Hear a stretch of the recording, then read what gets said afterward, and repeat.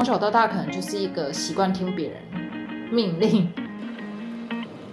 告訴我用什麼方法說不，那個失落感就是有點在磨練我的心智。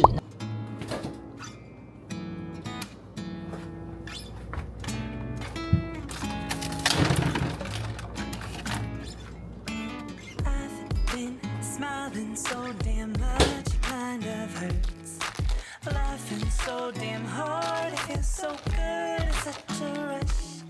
Prioritizing joy, loving kindness faithfully. Only have time for the good, the good, the good in life. Working on myself, keeping up with my health.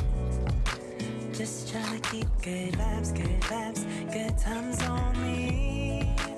Feel it in my heart.Deep down from within, it's in my soul. I know how to get back to that joy, that vibe, that light within my eyes. I know how to get back to myself, to myself, to myself.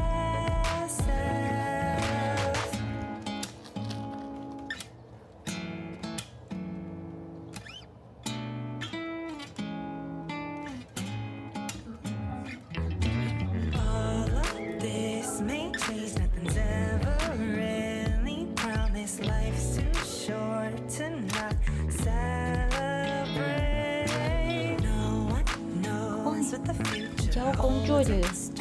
你请小心。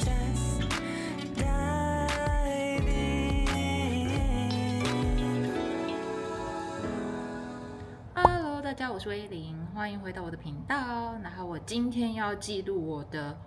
一天 work from home。我剛好這個禮拜在上課，所以我早上9點到12點應該就是把課上完。然後下午的時間才開始處理工作上的事情。一整天我都會跟我的2隻貓在一起，一隻是它叫阿萬，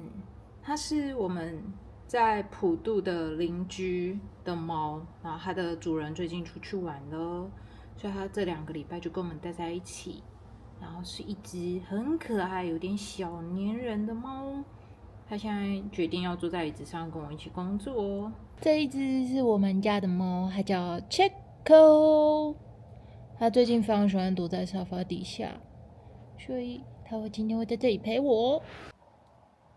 在上課之前呢，也想來跟大家分享一下，就是已經6月了嘛，其實就是我博後呢也做滿了1年，然後就想說要來分享一下我這1年的博後，就是先跟大家分享一下什麼是博後。我相信很多人，應該是所有人都知道了一個學位。那博士後比較像是延伸這個訓練，就是你去申請一間學校或者是實驗室，然後繼續的鑽研你的研究，然後學習。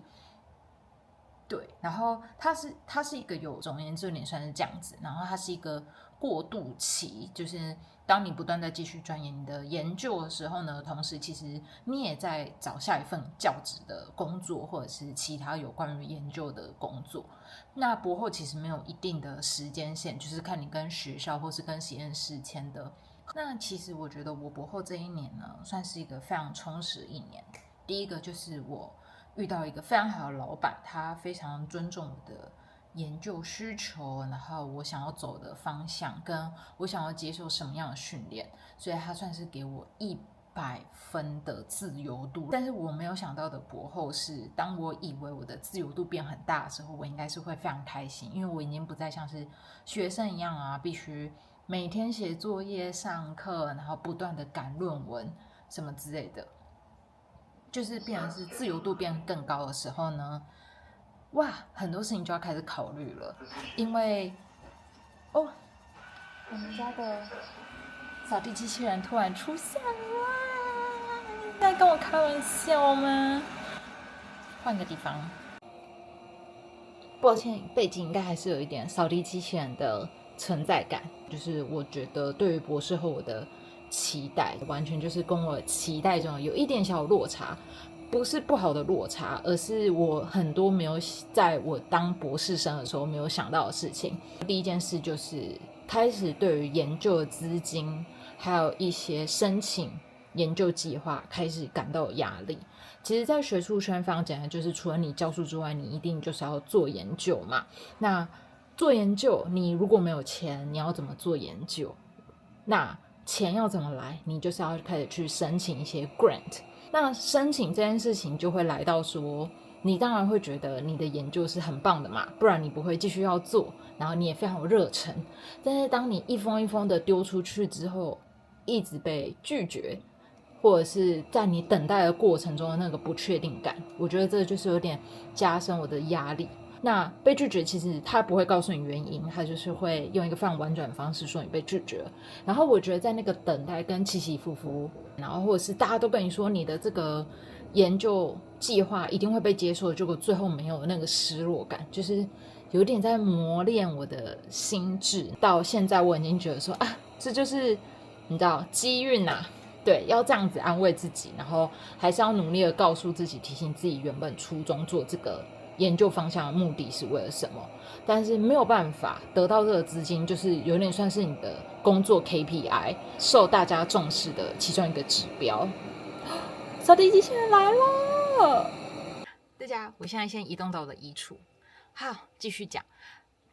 那其中一個研究資金就是我的壓力來源之外，再來就是產出。我们的產出不只要得到研究資金，然後還有你文章的發表。那我覺得到這個的話，我自己覺得說，畢竟我成功的把我的論文寫完，所以這個的把它寫出來這件事情對我來說，並沒有再像以前一樣當博士班學生的時候覺得壓力非常大。但當你出來之後，你開始在發表一些學術文章的時候，最重要已經不再是頁數了，最重要的是你必須要在它有限的頁數裡面把它寫得很精準，然後寫得很清楚，讓所有閱讀的人知道你到底在寫什麼，然後讓你的 reviewer 審閱你的文章的人可以完全被你說服，說你的這篇文章是寫得好的。我覺得難是難在這邊，就是當你覺得你寫得很好，可是如果你的 reviewer 覺得你寫得不好，他就會拒絕你的文章發出去。對，所以我覺得就是那個壓力就变成來自於，也是一個等待，漫長的等待。就是你一篇文章出去的時候，你的 review 可能就是半年，然後你就開始等，然後如果又被拒絕，就是期刊不願意收這篇文章，或者是說期刊說你再改，然後你改完之後就是再等一個半年，所以你一年可能最多就是你很幸運的話，如果你一直丟，當然就是總一定會有產出，但那個過程寫作也是一個時間的成本過程，然後你分析資料也是從你一開始發想你要寫這個文章，然後到收集資料、分析資料，然後把它們寫出來，這都是一個過程，所以這也是一個時間壓力。所以對於我來說，的確我當完博後之後，我得到了很多工作上的自由，我可以自由的選擇我今天要做什麼，然後我的專心的關注在我的研究方向。但是壓力就來自於你還是要呈現出你應該要有的成果，然後這個成果已經不再是只要你完成一件事，而是你必須要同時有這個機會你就要抓，有這個東西你就要丟，然後一直抓，一直丟。所以我覺得在這一年內就是讓我快速的成長了很多。好，那現在就是分享什麼是博後，然後跟我實際博後所受到的壓力。那我等一下會再分享，就是博後之中我還有學到什麼其他的事情。先去上課。어젯밤에 내가 잘못했어. 이제 그만 나를 용서해줘. 앞으로 더 잘할게 라고 약속해 baby oh. 나는 어제 내가 잘못한 거 눈을 뜨고 드디어 깨달았네 baby. 下課了，現在時間也差不多要12點了，所以我要來吃午餐。今天的午餐是我們昨天已經煮好的，有飯，如果我沒記錯的話，來看看。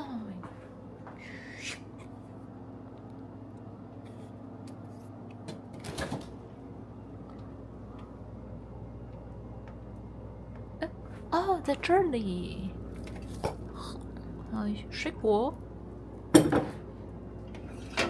油飯，打算把它熱一熱，因為下午還要接着工作。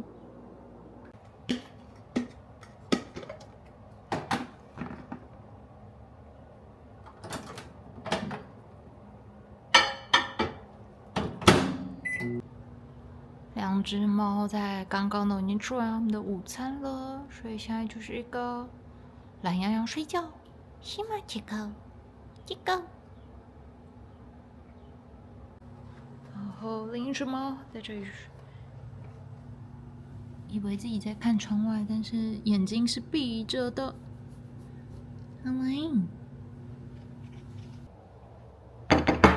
熱好了，我的油飯在這邊。非常的香，我覺得昨天煮油飯的時候，我才發現原來下個禮拜是端午節，好想要吃粽子，我好想要吃有加鹹蛋的粽子，希望我下禮拜可以吃到。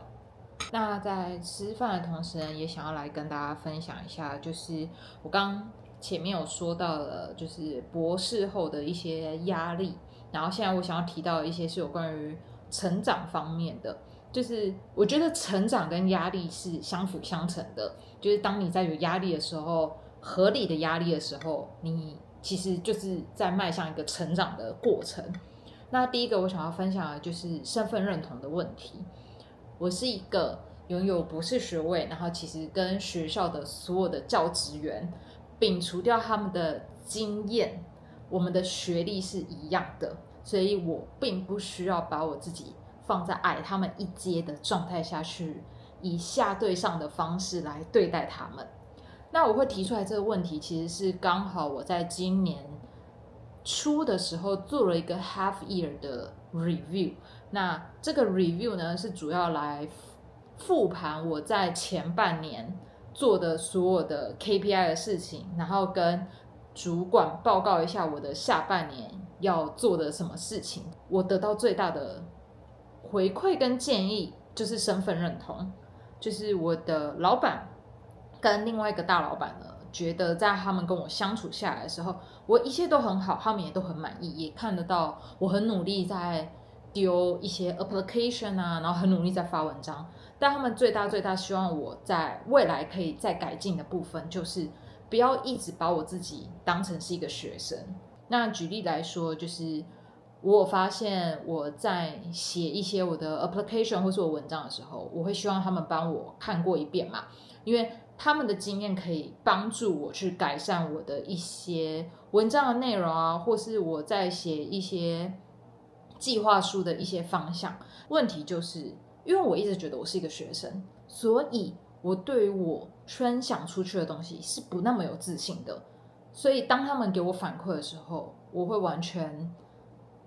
盤接受，全盤的改成他們建議我可以改的方向，或是他們想法中的那個方向。我會完全的不反駁，也不提出我自己的想法，即便我可能那時候看到他們一些建議，我會覺得說，可是這樣好像有點偏離我原本的初衷，對於一些研究的想法。但因為我的另外一個聲音會馬上跑出來說，可是他們比較有經驗，他們就是教授，你必須要照着他們說的做，你才會比較容易發表你的文章，比較容易得到一些資金。所以我就會完全照盤的接受。那個 review meeting 的時候，他們就跟我說，他們希望的是可以看到我有自己的獨立批判思考，即便不同意他們的說法，其實是沒有關係的。他們寧願我再站出來提出我自己的想法，讓他們可以更了解我對我的研究的想法啊、思考啊，還有各種我的計劃，也不想要我只是接受到他們的 feedback 之後，全部改成他們所想要的東西。我覺得这個感覺就是蠻複雜的，就是一方面我會因為不自信，然後有點冒牌者症候群，就是即便我覺得我拿到了博士學位，但是跟我相處的教授比起來，我還是矮他們一等，所以我會覺得我自己有點沒有資格去反駁他們的話。但是當我這樣子的狀態之後，我覺得我漸漸的就開始我自己的自我的這一塊，自我價值的這一塊就開始越來越萎靡，然後甚至我對自己越來越沒有自信。我的老闆跟我的大老闆就有跟我說，其實他們覺得我的 idea 都非常非常好，所以他們希望的是我不要全盤的接受他們給的所有的反饋，而是去思考他們的反馈到底適不適合我的研究，或者是可以幫助我的計劃書、我的研究計劃，或者是文章寫得更好。如果不行，完全是 OK 的，可以去反駁他們。這是一個非常大的我必須要改善的一個部分，因為我覺得，我不知道我從小到大可能就是一個習慣聽別人命令、聽別人的話的人，所以對我來說，現在開始被鼓勵說出來，說出你的想法。然後你不用照着別人說的去做的時候，反倒會對我來說壓力非常大，然後非常的緊張。所以其實我在那一次的開會後，我就一直不斷的思考，我要怎麼樣讓別人覺得我知道我自己在做什麼，然後我很清楚的知道我現在的研究在幹嘛，我做的每一個決定或是寫出來的每一個東西背後都是有很強的邏輯理論在支持我要做這件事情。那當然我有我自己的想法，不代表我就不接受別人的想法，但是我可能太極端了，我完全的接受別人的想法，然後忽略了我自己的想法。所以我现在就是一直在找那個平衡，就是我的教授說的，你必須要 own your research， 而不是把你所有的決定權或者是把你所有東西都交到別人的手上。的確這樣子就會很安全，因為你絕對不會出錯。可是另外一方面就是你會漸漸的迷失掉你自己的方向，然後你會越來越不知道自己在幹嘛。對，所以其實这半年來我就是一直有在想方設法讓自己勇敢的說出來，然後讓自己覺得不再只是個學生。那這個呢就是聯動到我下一個是個壓力也是個成長的問題，就是如何有禮貌的說不。我覺得這件事情真的非常難，這件事情不是一個你看了10本心理書教你如何說不就可以讓你有勇气然後內化成一個敢說不的人。不是說那些心理書不好，但是我那時候就是一直覺得說我不敢說不，就是因為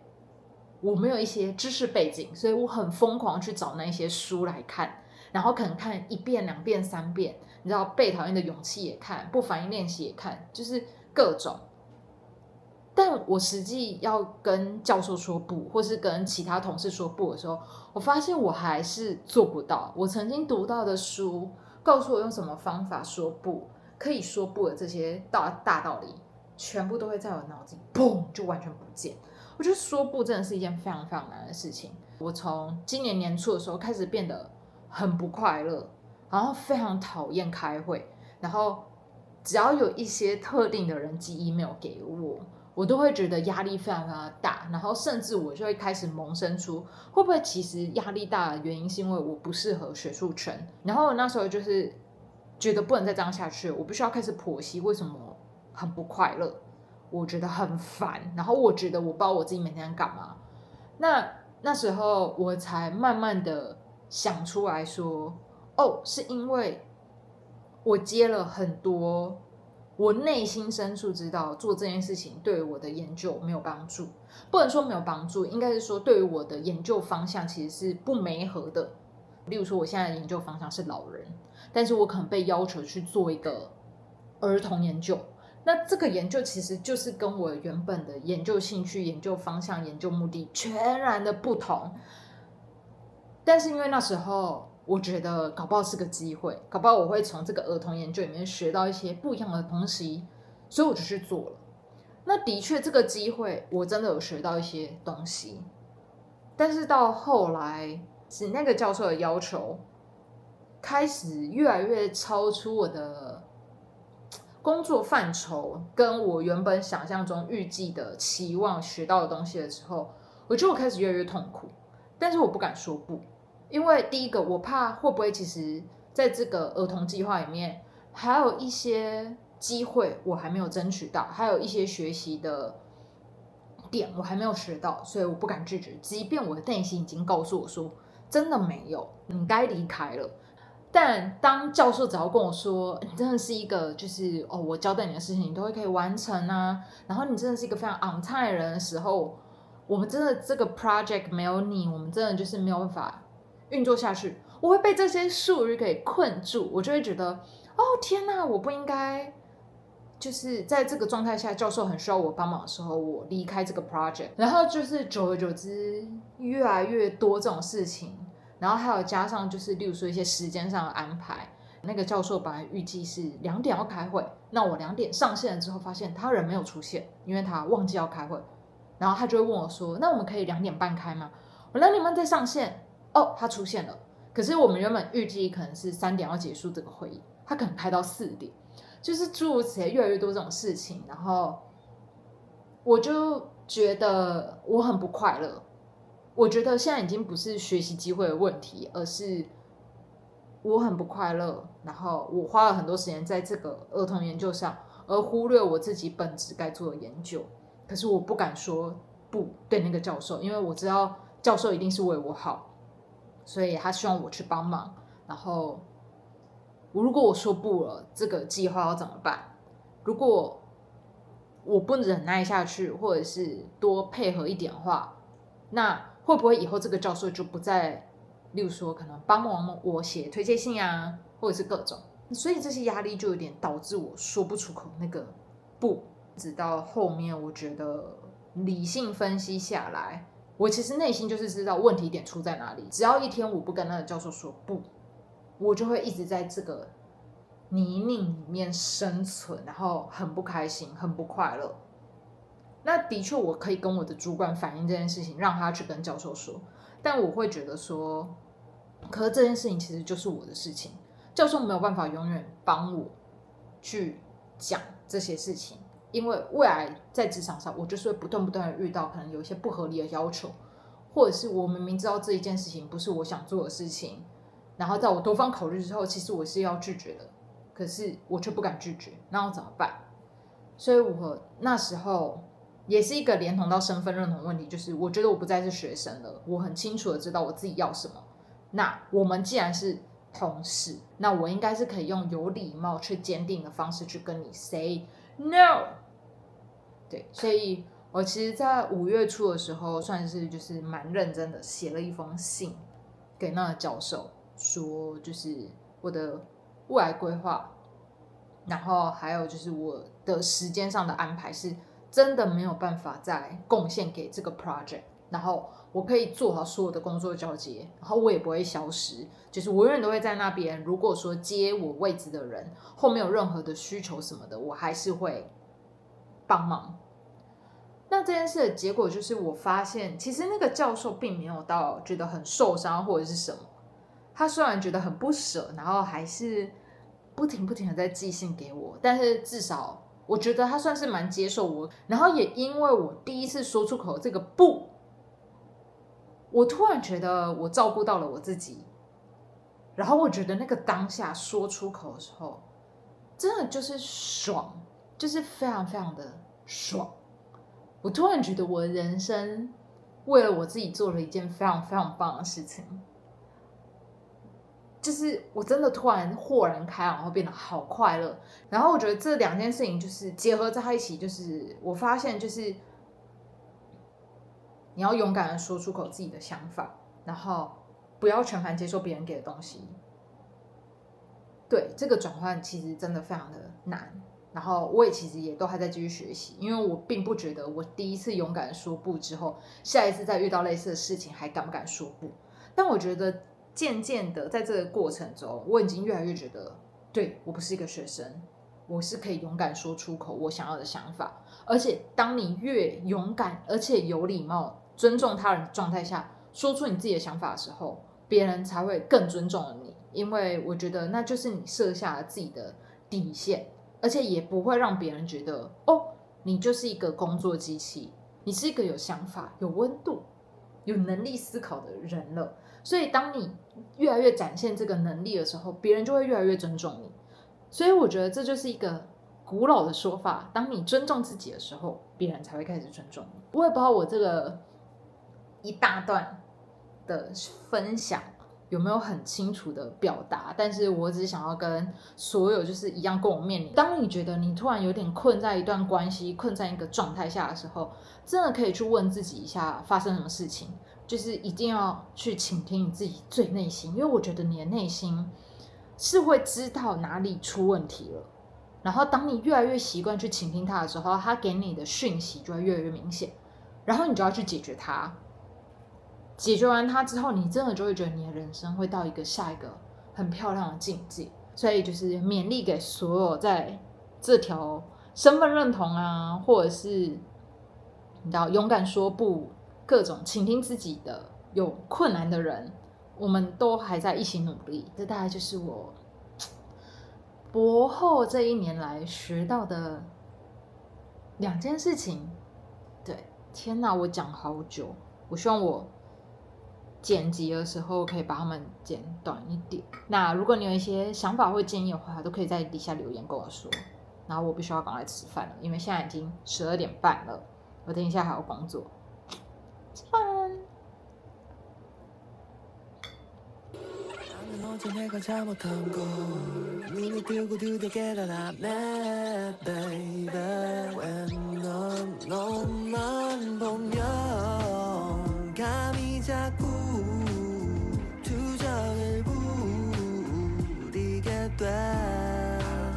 Boy, what do I do? 이거 말투 예쁜 얼굴은 지부동해지네. 시도워서 내 화를 너에게 푸는. 大家现在5点了，我们要出门去吃飯。最近找了很多 UIUC 附近的餐廳，然後把它們變成一個 list， 然後想要去踩點他們。那我們今天要去吃的呢，是一家印度料理。然後之前就是我男朋友的 lab 裡面有人推薦，今天去吃吃看。Smiling so damn much, it kind of hurts.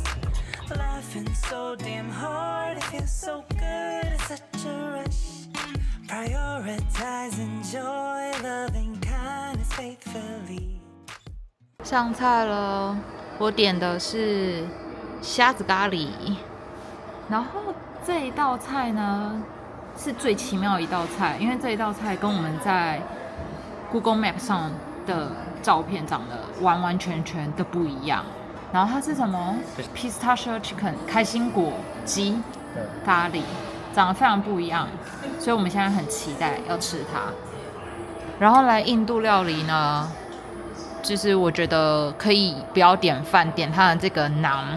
這個麵包非常的好吃，特別是加咖喱，因為它的醬料呢，就是不會讓這個麵包整個軟爛，就是整個加進去之後會變得非常的好吃。好，首先我要先單吃這個咖喱，然後我叫的是不辣的咖喱，所以它可能本來就會再少一點風味，所以我們不要太嚴苛。先把它拌一拌，很細口。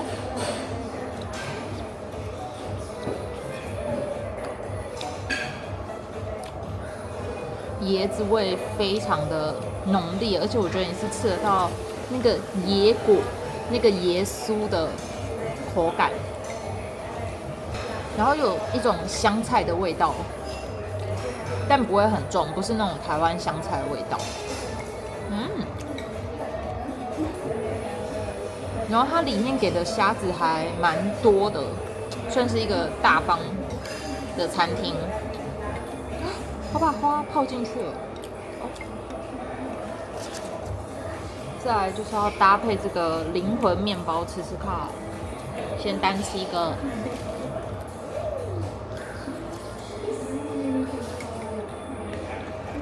這個麵包本身就非常有嚼勁與好吃，一點都不乾。真的很喜歡，然後沾一點進去，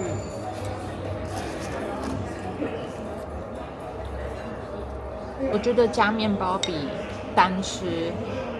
這個咖喱還要好吃很多很多。麵包是靈魂。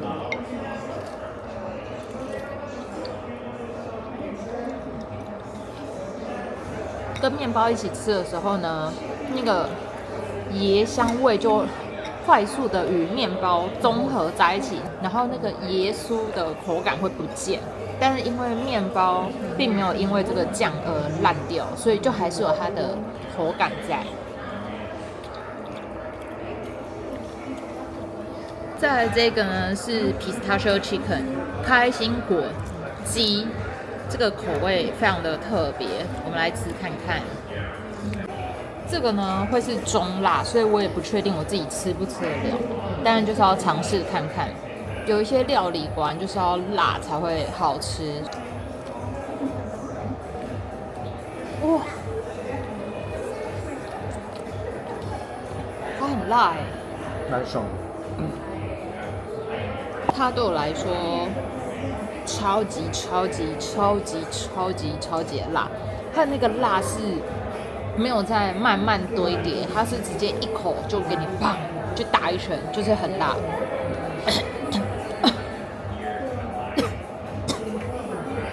然後完全我因為可能太辣了，我吃不出來有開心果的味道，對，然後它給的料也很實在，都很多，但真的很辣。配個麵包試試看。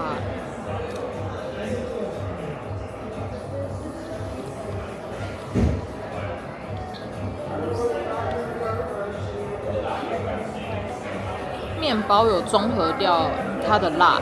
然後也有變好吃，但是這對我來說可能真的太辣了，所以我有點沒辦法。我很喜歡咖喱醬，非常的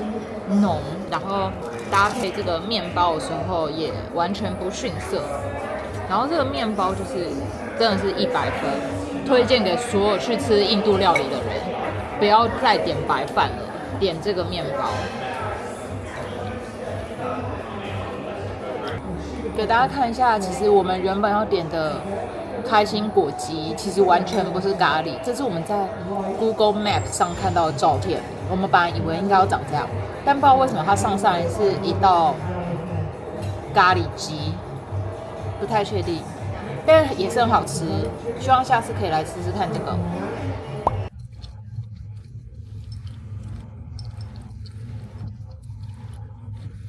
我剛洗完澡，然後準備要來敷面膜，等一下要來看就是 NBA 的總冠軍賽。今天應該已經是第4場了，尼克對馬刺。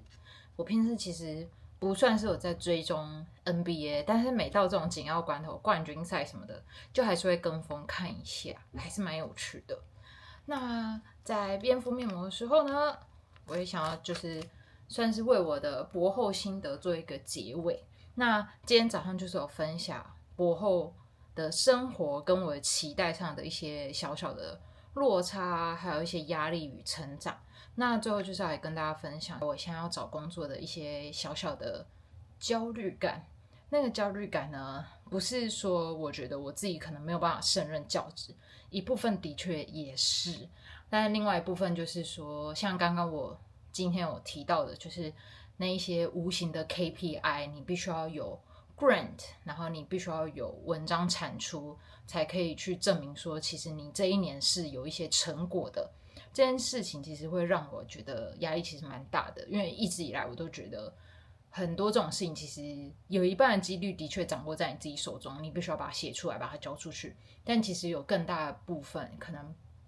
70% 好了，其實掌握在那一群評審委員身上。所以我覺得對於這種不確定感，其實讓我會覺得壓力有點大。那當你變成教職的時候，學校一定就會更要求你要去做這些事情嘛。所以這是其中一個我其實有點猶豫，我真的要走教職還是不走。然後其實另一方面我也可以理解，就是如果我去業界去大公司上班，也一樣會有這些 KPI 的要求。所以就只是我喜歡哪一種的要求方式跟那種不確定感。然後另一方面，其實對於我來說，教職的好處就是一樣工作還是偏比較時間比較彈性，而且我覺得教職最重要的好處就是你可以選擇做你要的研究。那你去公司的話，可能公司有他們的研究方向，或者是他們主要推廣的東西，你就要跟着他們的方向走。然後，所以這些也都是我一直有在考慮與思考的。對，然後在另一方面就是說，其實現在美國的求職狀態，整個對於國際學生、國際學者的生態，其實也不是到非常的明朗，所以其實這個事情會讓我覺得有一點小小的壓力。然後其實可能會有人說，那你幹嘛不就回台灣？其實也沒有說絕對不回台灣，但是對於我自己現階段而言的話，畢竟我很多的人脈目前就已經是在美國了，然後我也覺得，雖然美國現在的學術圈也不是這麼的樂觀，但是不管怎麼樣，我都覺得他們得到的研究的幫助跟資助還是偏比較多的。所以我目前的話，還是希望說可以留在美加地區。那一切都有很多的不確定性，大概就是這樣子。但我給予我自己第2年的博後的期許是，第一個就是累積教學經驗，然後我覺得我還是要繼續訓練自己，勇敢的講出來自己的研究，然後把自己不要再當成是一個學生了，因為畢竟如果你是一個學生，你要怎麼教學生呢？對吧？所以我覺得就是一些身份認同的問題，我還是會再繼續努力，大概是這樣子。然後未來的大概這一整年，除了學術一些研究壓力之外，我會再陸續跟大家分享我找工作的一個狀態。我最近非常喜歡看別人找工作的一些心得分享，因為我覺得真的是不管你是找業界還是找教職，其實很多會遇到的事情都大同小異，對，只有一些比較個別化的差異，不然我覺得其實準備的東西什麼那個整體的大方向是一樣的，我也一樣要去面試，然後也一樣要去你知道展現我的成果，要我的作品集，所以我會在陸續的影片繼續跟他分享，所以也歡迎大家可以來跟我分享。如果你有任何的經驗啊，或者想分享的，都可以在底下留言。但總而言之，我第1年博後生活總分我大概是會給到80啦。我真的是遇到了非常非常好的老闆，然後我遇到的同事跟其他的教授也都對我非常的好。对，然後所以总而言之，我現在是非常享受我自己目前的生活。那至於其他我前面說到的壓力啊、成長什麼的，我覺得這就是一個不斷前進的一個狀態。那如果你也喜歡看我這種碎碎念的 vlog， 歡迎在底下留言跟我說一下。我最近真的很努力在拍片。那今天的影片大概就到這裡了，謝謝大家今天收看我的影片，我們下次見。我要來敷面膜跟看 NBA 了，拜拜。